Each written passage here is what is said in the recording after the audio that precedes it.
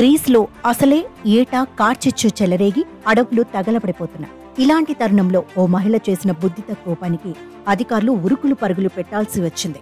గ్రీస్లోని Tripoli ప్రాంతానికి చెందిన ఓ మహిళ అగ్నిమాపక సిబ్బంది మంటలను ఎలా ఆర్పుతారో చూడాలని, వారితో సరసాలాడాలని ఏకంగా 2 సార్లు వ్యవసాయ భూమికి నిప్పుపెట్టింది.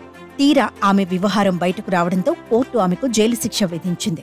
గ్రీస్లోని ట్రిపోలి పరిధిలోని కెరిసిటా అనే ప్రాంతంలో ఆగస్టు 24, 25 తేదీల్లో వరుసగా ఓ వ్యవసాయ భూమిలో భారీ అగ్ని ప్రమాదాలు చోటు చేసుకున్నాయి.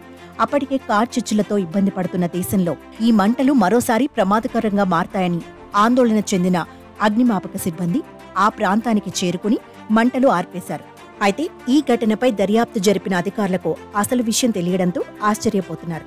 అగ్నిమాపక సిబ్బంది మంటలను ఎలా ఆర్పుతారో చూడాలని అనుకున్న 44 ఏళ్ల మహిళ ఒకరు ఈ వ్యవసాయ భూమికి నిప్పు పెట్టినట్లు అధికారుల విచారణలో తేలింది. అంతేకాదు, వచ్చిన సిబ్బందితో సరసాలాడొచ్చని ఆమె ఆశించిందని పేర్కొన్నారు. మంటలు ఆర్పేందుకు అక్కడికి చేరుకున్న అధికారులు ఆమె మోటు సరసం చూసి అవాక్కయ్యారు. ఇక విచారణ అనంతరం దర్యాప్తు అధికారులు ఆమెను అరెస్ట్ చేసి కోర్టులో ప్రవేశపెట్టారు. న్యాయమూర్తి ఆమెకు ఒక కార్చిచ్చు కేసులో $1,106 అపరాధ రుసుంతో పాటు 36 నెలల పాటు జైలు శిక్ష విధించారు.